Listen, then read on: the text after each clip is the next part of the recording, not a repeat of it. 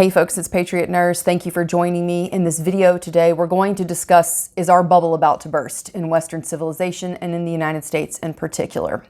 So this is going to be more of a historical perspective, but please tune in for the entirety of this video because you're going to want to have this historical perspective in moving forward in a historically informed mindset for preparedness now. Most of the people alive in the United States right now have been living in a bubble of history because most of the people alive right now were born after World War II. There are people alive who were born prior to World War II, long may they live, but the experience of the whole, of the majority of the population in the United States has been one living in a bubble that has been a bubble of prosperity that has been brought because of empire and because of dollar diplomacy. And the reason why this is very important to understand now is that all of these preconceived notions and assumptions that the past 3 generations have been operating under, that right now is about to get called into question, particularly with issues going on in Europe, particularly with Russia and Ukraine, and also with China and Taiwan. So, ladies and gentlemen, as we reflect back upon our history, World War II forward, we have to reflect upon the importance of the Marshall Plan and what ended up happening as a result of the victory of the Allies over the Axis in World War II. Now, it is impossible to understand World War II history without first getting your feet wet in World War I history. And part of the set of circumstances that were served up to us in the United States and our leadership, for sure, in Washington after the victory is they won this victory at a great cost of blood and spoil and tax dollars. But now they're faced with a whole different set of contingencies. Now we, after World War II, became the de facto empire administering Europe. Britain had been effectively bankrupted. Much of their industrial capacity had been destroyed because of the Blitzkrieg, and Western Europe lay in shambles. So what the higher-ups made the choice to do after the victory in World War II was, instead of putting tons and tons and tons of forces occupying Europe, they decided to do loaning programs and dollar diplomacy instead of troop deployments. And so this bought us a tempestuous peace. This bought us a peace that was born on the back of the American taxpayer, because the dollars that were used to act as diplomacy in rebuilding Europe and in getting Europe indebted to us on a dollar was built upon a fiat currency that mortgaged the future of the American populace. And so, friends, we rebuilt Europe, whether or not we realized it, with the mortgaged labor of our children and of us now. And this peace brought in prosperity for us in America for many different reasons, not the least of which was that because we financed the entirety of Europe's rebuilding, we got to set the terms for that. When you usher in the alliances, the entangling alliances that our founders warned us against embarking upon, namely Thomas Jefferson among others, these alliances that were formed in order to keep this peace in Europe after World War II, these alliances are now being called into question, particularly when it comes to Ukraine and with Russia. Now, when we reflect upon history, history is indeed cyclical, but there are moments of exponential change that come very, very rapidly.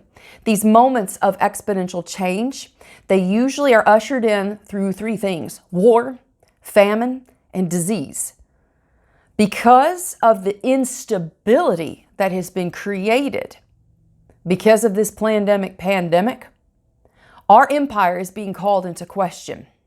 An empire is only as good insofar as its exports are valued. And when you consider the empires of the past, whether it was the Greco-Roman Empire with exporting culture and roads and the Roman way of doing things and Roman technology, each empire has to have exports on which the the capital sends out into the provinces, and they in turn exchange either goods, services, products, labor, slaves, people. Because we are at a place right now in history where we have been destabilized globally, our grids for sending products and services back and forth, they have been rattled to their core. Because we in the United States have been engaged in nation building for all of this time, and now the pillars that we had built our post-World War II hegemonic power status on, these are cracking and crumbling. When you enter into the equation Joe Biden being widely perceived as feckless and weak, for good reason, by the rest of the world now is realizing that the political expediency for suppressing domestic freedoms and for cranking up the war machine, the rest of the world in particular, I would submit to you, Russia and also the Communist Chinese Party, they're realizing that their window for opportunity is drawing to a close.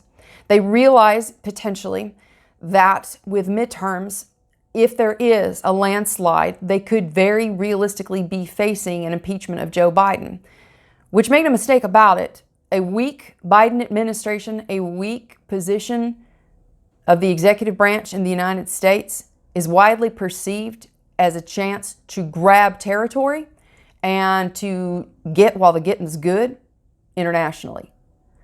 I believe that the situation in Ukraine with Russia building up troops on the border, potentially looking to invade, there is a window of time and opportunity that they're looking to time this with. If Russia invades Ukraine, it is very reasonable to me to see that the Communist Chinese Party will see fit to take control of Taiwan.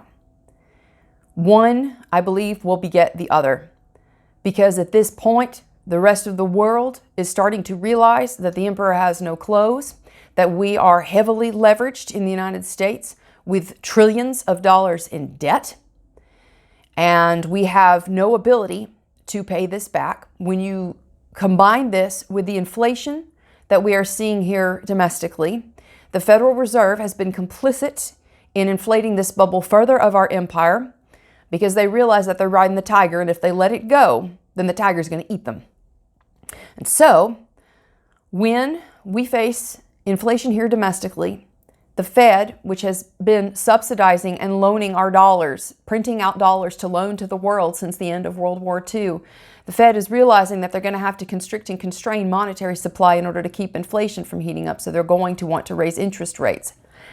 Even if they are nominal in their interest rate raise, it's probably going to send shockwaves throughout our economy and rattle people here even more so domestically.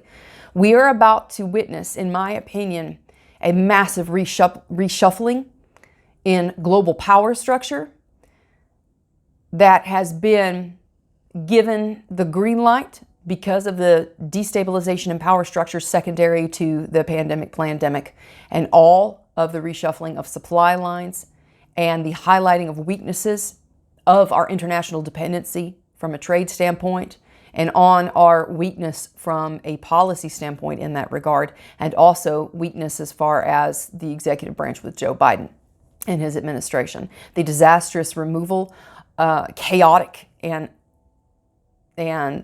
hurried, clamored removal of our armed forces from Afghanistan displayed to the world just how inept that management is in DC.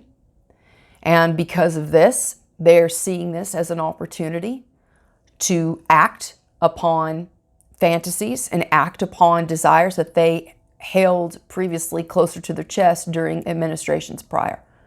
So our bubble, in my opinion, is about to burst. The reason why I took the time to highlight this for you, and I am not by any means fleshed out the entirety of the depth of what really needs to be drawn on, but because of the limitations of this channel and because, frankly, people's attention supply is very, very short nowadays. Because of this, I had to highlight for you the background historically of what we're looking at. Now let's bring into the so what factor and the what to factor. For the longest time, for over a decade now, I've been advocating for preparedness and beans, bolts, and Band-Aids. Because of inflation locally here in the United States, I believe that it is a wise thing, if you have not considered doing so already, to continue building up your food supply, because we have seen in this last month, I believe it was 7.5% inflation, and then it was 6% before.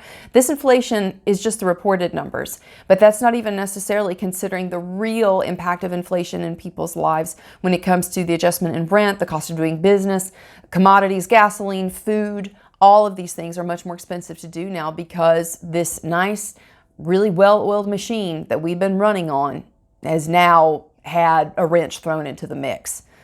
So it is wise to consider storing up your food. It is wise to have a way to defend yourself, because in times of uncertainty, crime tends to go up, particularly violent crime, and you need a way to defend yourself.